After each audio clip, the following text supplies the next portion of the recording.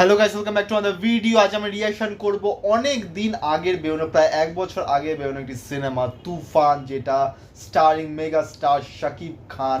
এবং এই মুভিটা থেকে আমি বলবো শাকিব খান এবং ঢালিউড ইন্ডাস্ট্রির একটা আনাদার লেভেল স্টার্ট হয় through out this movie particularly. এবং আমি শাকিব খানের কোনো সিনেমার ট্রেলার প্রথম দেখেছি সেটা হচ্ছে তুফানি, অনেস্টলি স্পিকিং।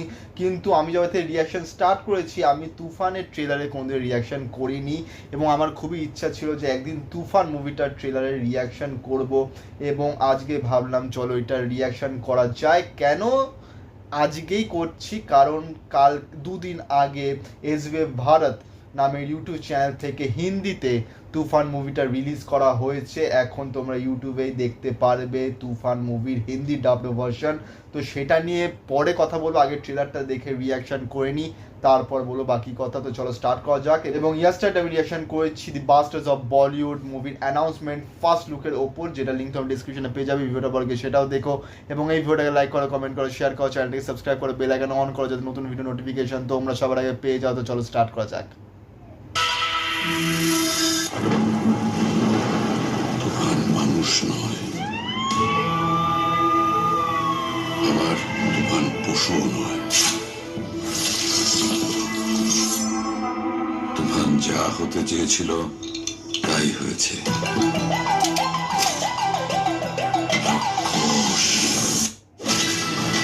তুফান তুফান আমাদের এখন এমন অবস্থা, আমরা না পারছি ওকে কিনতে, না পারছি বুঝলেন।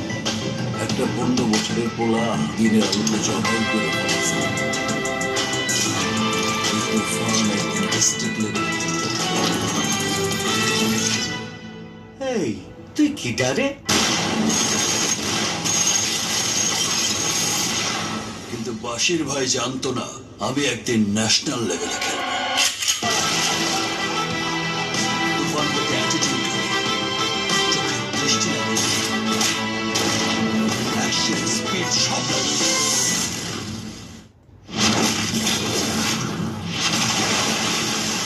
এই গল্পে একটা প্রেম মিসিং আছে স্যার। দুষ্ট কোকিল, দুষ্ট কোকিল ডাকে রে, মনে বাঁশি বাজে রে। আমার কোনো মানুষ ভালো লাগে না, কিন্তু তোমারও ভালো লাগছে। এই কথাটা আগে কত শুনতে বলেছি। কিন্তু তুমি সেরকম করছো, পুরা দশকের মতো। জমে উঠেছে। CID Akram, he will find the password. Body দিয়ে খেলে তুফানের সঙ্গে জিতা যাবে না, খেতে হবে মাথা দিয়ে।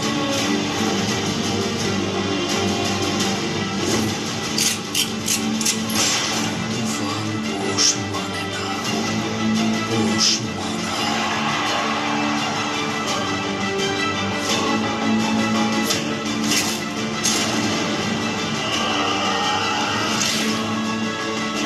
কি যাও তুমি?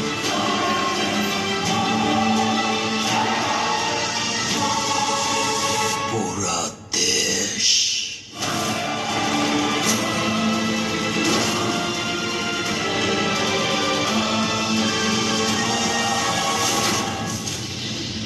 একটা যদি সুযোগ পাই তুফানকে খেয়ে দেবো স্যার।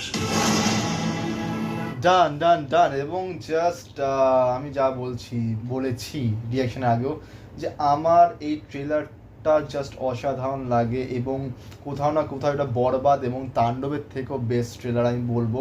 তাণ্ডবে তো ট্রেলার সিনেমা রিলিজের পর 2-3টা বার করেছে, রিলিজের আগে বার করতে পারিনি। কিন্তু তুফান মুভির যে ট্রেলারটা, সেটা সিনেমা রিলিজ হওয়ার 2 দিন আগে রিলিজ হয়েছিল।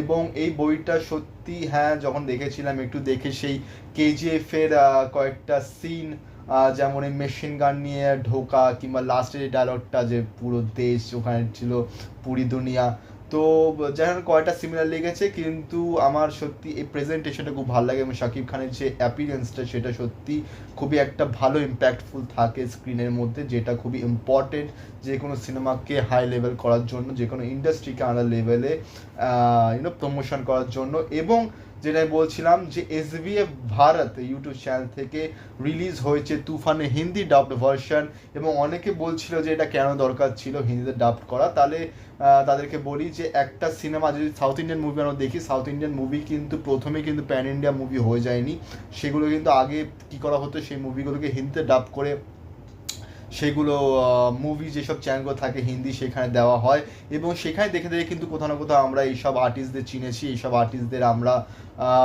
ফ্যান হয়ে গেছি, এবং সেখান থেকেই জার্নি শুরু। এবং সেখান থেকে যখন তাদের মাউথ পাবলিসিটি অনেকটা বেড়ে গেছে, তারপরে কিন্তু তাদের কাছে ডিস্ট্রিবিউটাররা গেছে, প্রডিউসাররা গেছে, ডিরেক্টর, স্ক্রিপ্ট রাইটাররা গেছে, এবং তারপরে কিন্তু তারা প্যান ইন্ডিয়াতে সিনেমা করেছে এবং আলাদা ক্রেজ ক্রিয়েট করে ফেলেছে। তো সেই বেসিক যে ফার্স্ট যে লেভেলটা হয়, বেসটা, সেটা কিন্তু ক্রিয়েট হয়েছে থ্রু আউট ডাবিং।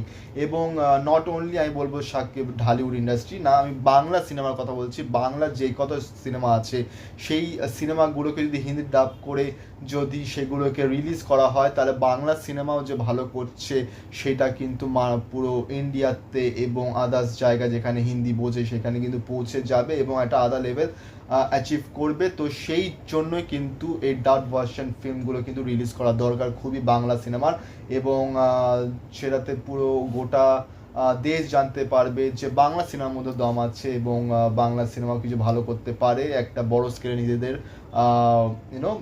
নিজেদেরকে ইন্ট্রোডিউস করতে পারে এবং নিজেদেরকে গ্রো করাতে পারে। সো এটাই খুবই বড় ব্যাপার। এবং তুফান রিলিজ হয়ে গেছে এই যে ভারতে, সেখানে গিয়ে তোমরা দেখতে পারো মুভিটা। এবং তোমরা যদি চাও যে তুফান মুভিটার উপর আমি রিভিউ করি, তাহলে নিশ্চয়ই কমেন্ট করো, কমেন্ট যদি করো তাহলেই রিভিউ করবো নিশ্চয়ই।